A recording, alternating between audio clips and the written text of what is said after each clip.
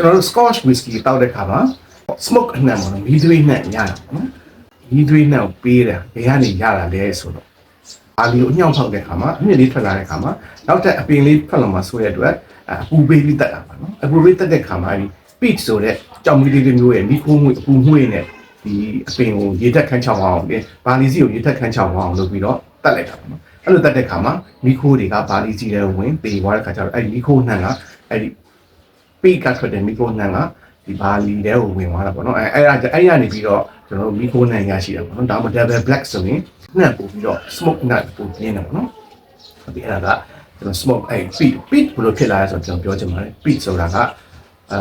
ကြောင်မီးသွေးကဘယ်လိုဖြစ်လာကြောင်မီးသွေးအသေးစားလို့ခေါ်တာပေါ့နော်ကြောင်မီးသွေးကတော့တစ်ပင်နေပေသွားတဲ့ခါကျရင်ဒီတစ်ကောင်တစ်ခုနဲ့တစ်ခုဖိဟွာမြေကြီးရဲ့အောက်ကရောက်သွားပြီးအပူချိန်အားနဲ့ပေါ့နော်နှစ်ပေါင်းတန်းပေါင်းမှပါကြာတဲ့ခါကျတော့သူကကြောင်မီးသွေး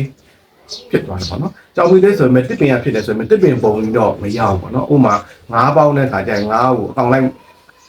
ဖြစ်ရမယ်ဟောသွားမှုဝေးလိုက်တဲ့ခါကျရင်ငါမှုဝေးဖြစ်သွားပြီနော်ဒါမြေကြီးထဲမှာသူကအလှော်အဖြစ်ကြောင်မီးသွေးအလှော်ဖြစ်ရှိရမှာအဲ့တော့လူတွေကစင်းပြီးတူးရတာပေါ့နော်